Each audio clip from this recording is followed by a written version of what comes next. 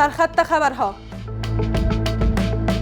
توقف صدور ویزای امریکا به دارندگان پاسپورت افغانستان. وزارت خارجه امریکا اعلام کرد حفاظت از امنیت مردم امریکا بالاترین اولویت این کشور است.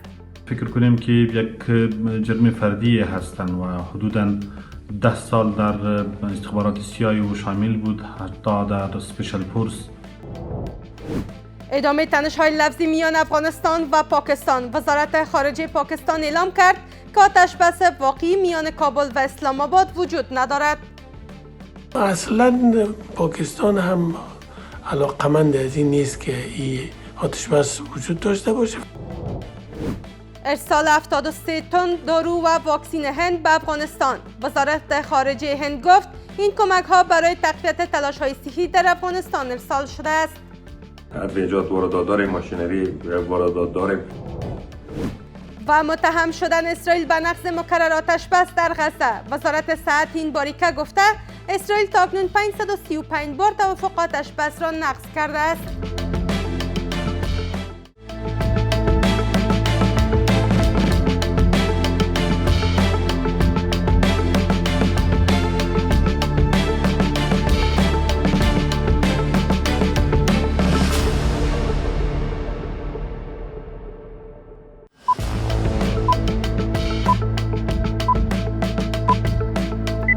درود بر شما. بر مجموعه خبر این ساعت از میز خبر خوش آمدید. امروز شنبه 8 قوس 1404 هجری خورشیدی است که برابر می شود با 29 نوامبر 2025 میلادی.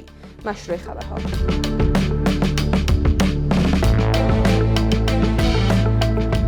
پس از تیراندازی یک افغان بر 2 عضو گارد ملی امریکا در نزدیک کاخ سفید، وزارت خارجه ایالات متحده صدور ویزا برای دارندگان پاسپورت افغانستان را متوقف کرد.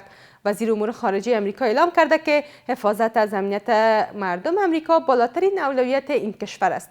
گزارش از نستر نمیری. پس از تیراندازی مرگبار در نزدیکی کاخ سفید که با کشته شدن یک عضو گارد ملی امریکا و زخمی شدن عضو دیگر انجامید و عامل آن رحمان الله لکنوال شهروند افغانستان معرفی شد، وزارت خارجه امریکا با نشر اعلامیه صدور ویزا برای دارندگان پاسپورت افغانستان را متوقف کرد. اقدام بی سابقه که موج از واکنش‌ها و نگرانی‌های گسترده را برانگیخته است. به لحاظ حقوقی جرم یک عمل شخصی است و هیچ ارتباطی با دین، قومیت و ملیت مجرم ندارد.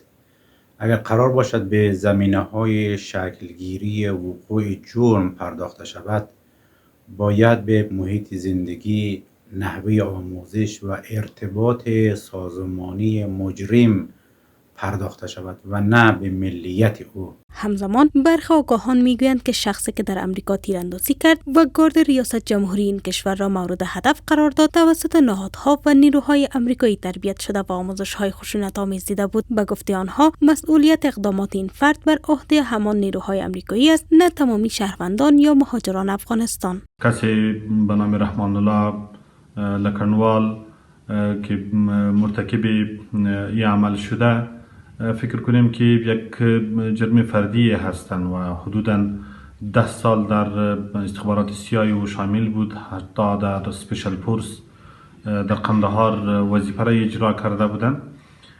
یا جمله افرادی هستند که اینها تربیت کردن و اونها بعد از تربیت اونها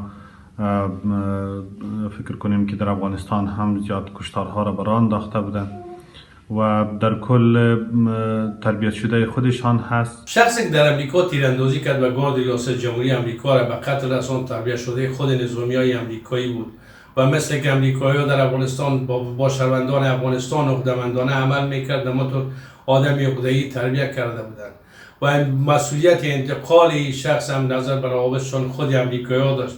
ضمن از اینکه ممکن این آدم با امریکایی عقده‌ای از زمان ماموریتش داشت، مسئولیت هر عملی را که انجام داده به دوش نظامیای امریکایی است، نه تمام شهروندان افغانستان و مهاجرین افغانستان در امریکا.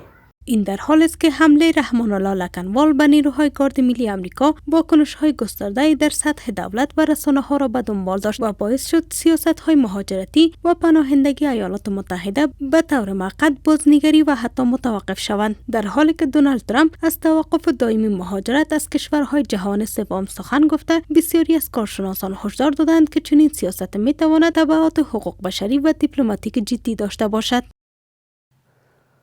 وزارت امور خارجه پاکستان اعلام کرده که آتشبس واقعی میان کابل و اسلام آباد وجود ندارد. سخنگوی این وزارت در یک نشست خبری گفته که عناصری از خاک افغانستان علیه پاکستان اقدام میکنند و آگاهان میگویند پاکستان نمیخواهد این آتشبس برقرار باشد.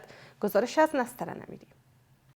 پس از نقض مکرر آتشبس از سوی اسلام آباد، سخنگوی وزارت خارجه پاکستان در نشست هفتگی خود اعلام کرد که آتشبس میان پاکستان و افغانستان ماهیت یک آتشبس قراردادی میان دو دولت درگیر را ندارد، بلکه به معنای توقف حملاتی است که بنابر ادعای وی از سوی گروه‌های مستقر در افغانستان علیه پاکستان انجام می شود. به گفته سخنگوی وزارت خارجه پاکستان، عناصر از خاک افغانستان علیه پاکستان اقدام می کنند و ادامه این وضعیت مانع هر گونه خوشبینی نسبت به کاهش تنش‌ها است.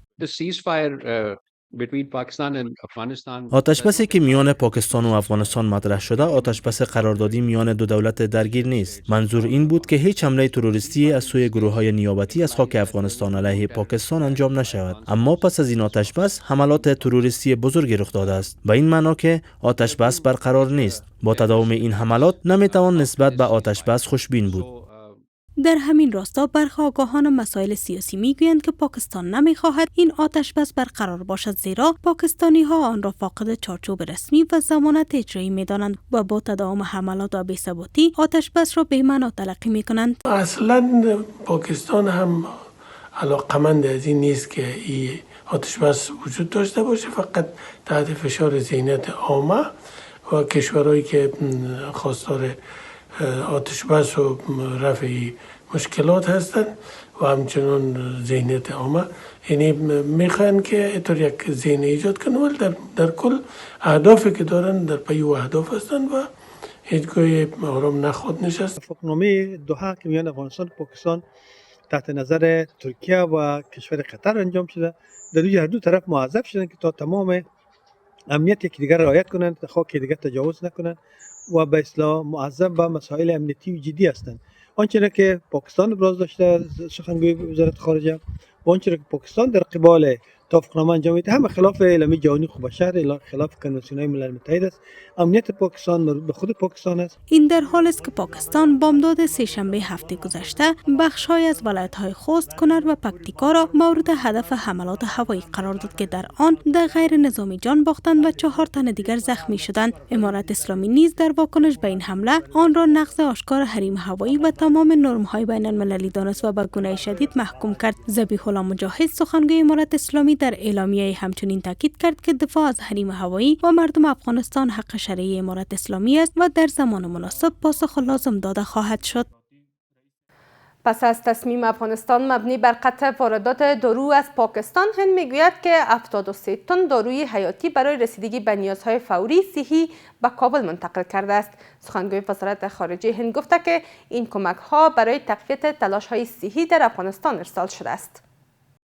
همزمان با افزایش سطح روابط تجاری میان کابل و دهلی نو، سخنگوی وزارت خارجه هند اعلام کرد که این کشور به حمایت از مردم افغانستان ادامه می‌دهد و اقدامات عملی خود را در حوزه‌های مختلف از جمله بهداشت و درمان گسترش می‌دهد. رندی هرجیسوال همچنان از ارسال 73 تن داروهای حیاتی، واکسین‌ها و مکمل‌های ضروری به کابل خبر داده است. داشتن رابط درست با کشور هندوستان میتونه به سود خود هندوستان و همچنان افغانستان تمام شود. ما اکثر کالاهای خودم میتونیم به کشور هند به فروش برسانیم، مانند سنگ‌های قیمتی، زعفران، قالین و میوه خشک.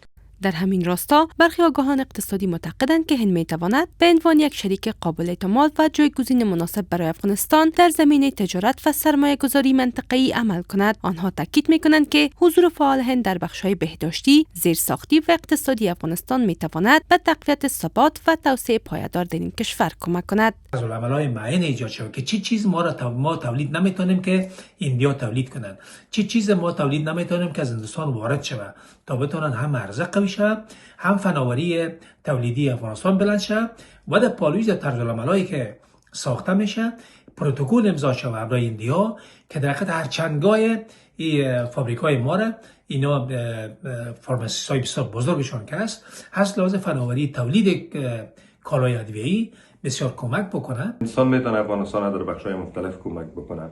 هندوستان شریک تجارتی افغانستان محسوب میشه و در حدود 50% کالاهای صادراتی افغانستان به هند صادر میشه و برعکس از او ما از این هم واردات داریم، مثلا ادویه‌جات واردات داریم، ماشینری واردات داریم.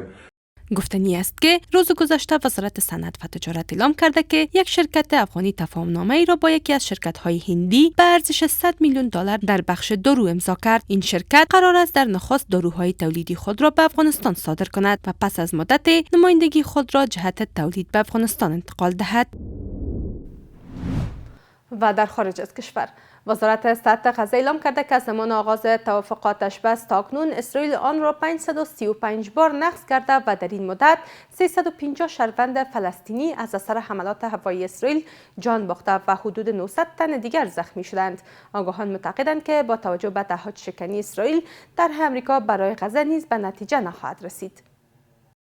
نزدیک به 2 ماه از امضای توافق آتشبس میان حماس و اسرائیل گذشته است. توافقی که هر لحظه شکننده است و به باور حماس از سوی اسرائیل نقض می شود. حماس اعلام کرده که اسرائیل در این مدت به گونه مکرر توافق را نقض کرده و حملات خود بر بخش‌های از این بارکه را تشدید کرده است. با این همه و در اوج حملات سنگین ارتش اسرائیل بر بخش‌های از این بارکه، وزارت صحت غزه آمار تازه‌ای از قربانیان پس از اعلام آتشبس منتشر کرد. این وزارت اعلام کرده که از زمان آغاز توافق آتشبس اسرائیل آن را 535 بار نقض کرده است. از زمان آغاز آتشبس در 11 اکتبر 2025 تا کنون 352 نفر جان باختند، 896 نفر زخمی و 605 پیکر از زیر آواره بیرون کشیده شده اند. مجموع قربانیان جنگ از 7 اکتبر 2023 تا کنون به 69799 جان باخته و 170972 زخمی رسیده است. اما چرا طرح امریکا برای غزه به نتیجه نمی رسد؟ طرحی که اخیراً در شورای امنیت به تصویب رسید و موافقت اعضای شورای امنیت به استثنای چین و روسیه را با خود داشت. یکی از نکات کلیدی و بحث برانگیز در این قطعنامه درخواست برای خلع اصلاح کامل گروه‌های فلسطینی مانند حماس و جهاد اسلامی فلسطین است. هرچند این قطعنامه مورد استقبال اسرائیل و کشورهای غربی قرار گرفته، اما بسیاری از فلسطینی‌ها آن را نقض حقوق خود می‌دانند. آگاهان باور دارند که تطبیق این قطعنامه طرح دو دولتی فلسطین را تضعیف کرده و حقوق مردم فلسطین را نیز ضایع می‌سازد. طرح ترامپ که ارائه شده ما دیدیم در این هم مشکلات وجود داشت، یعنی به تمام معنا تا زمانی که حقوق اصلی و اساسی مردم فلسطین در نظر گرفته نشود، هر نوع طرحی که برگزار می شود یا هر نوع آجندایی که دایر می شود قطعا نتیجهش به ناکامی سوق داده می شود. هدف اسرائیل و هدف آمریکا نابودی آرمان فلسطین، ملت فلسطین و سرزمین فلسطین هست و تا حال نه تنها آمریکا و اسرائیل موفق به این هدف نشدن، بلکه وجدانهای بیدار جهان در جهان اسلام و جهان بشریت مخالف این اقدام رژیم صهیونیستی اسرائیل و آمریکا هستند و بسیار از کشورها فلسطین رو به رسمیت شناختند. یکی دیگر از موارد مهم در طرح صلح ترامپ واگذاری آینده غزه به دست بازیگران خارجی است، امری که برای حماس قابل پذیرش نیست. حماس باور دارد که سپردن آینده غزه به بازیگران خارجی قدرت تصمیم گیری فلسطینیان را تضعیف کرده و به جای فراهم کردن زمینه برای پایان بحران سبب تشدید بحران در این منطقه خواهد شد. سپاسگزاری میکنم از همراهی شما. تا این دم به همین ترتیب رسیدیم به پایان مجموعه خبری این ساعت از میز خبر. تا دیدار بعد بدرود.